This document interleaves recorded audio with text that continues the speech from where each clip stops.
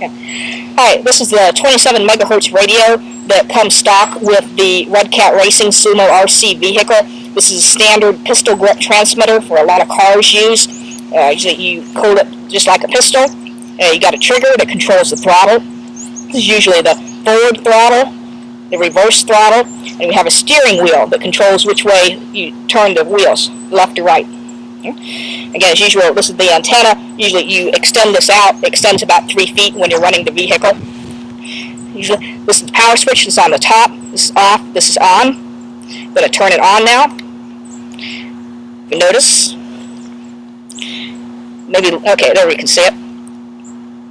We've got 3 lights here. Green, yellow, and red. So this means that the batteries are well charged. We're safe to run the vehicle. With green. Yellow, you can still run it, but you need to be aware you'll need to change the battery soon. Red, that's bad news. Don't run the car. Okay? We also have a couple controls back here. We have a throttle trim and we have a steering trim. And there's a black line on each of these knobs, and there's a black line that's on the body of the radio.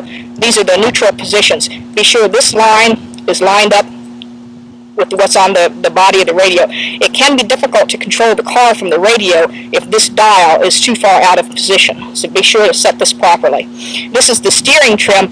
This allows you to set where the wheels are pointed when the steering is neutral. So usually when the black lines are lined up, that should be where the wheels are pointed straight ahead. So then turn to the right, turn to the left. Okay? Turn this off.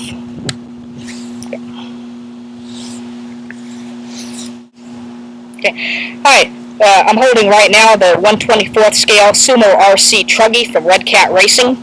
This is a used demo vehicle. This is in their one of the 2 colors that this comes in.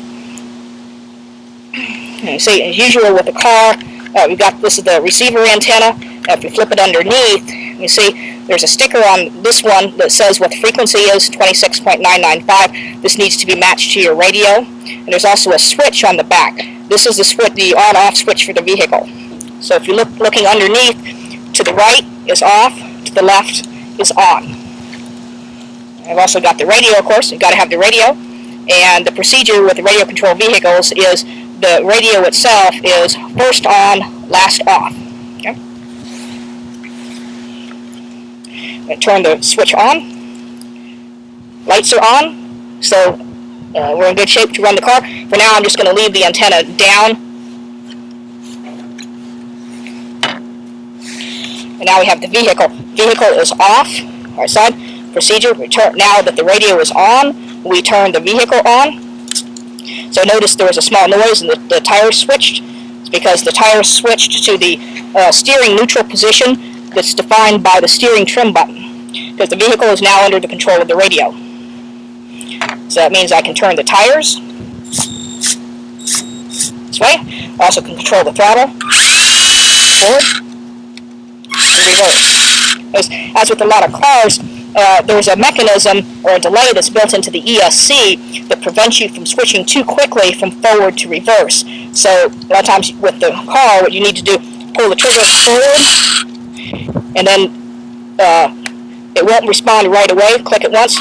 Now it'll go in reverse. The same for going from forward or reverse to forward. Okay? Now let's assume that we were done playing and we want to turn it off.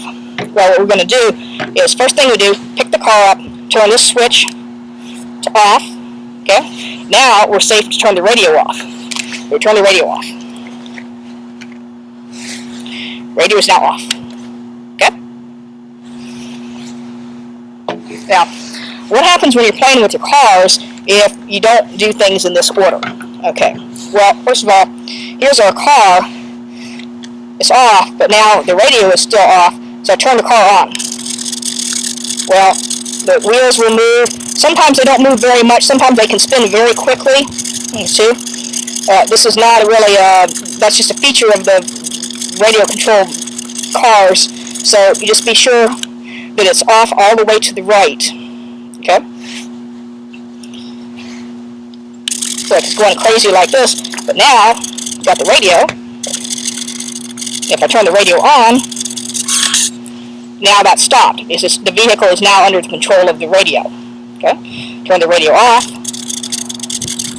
Now I have some of the same problem as before. So keep the radio on. Turn the vehicle off. Now turn the radio off. Okay?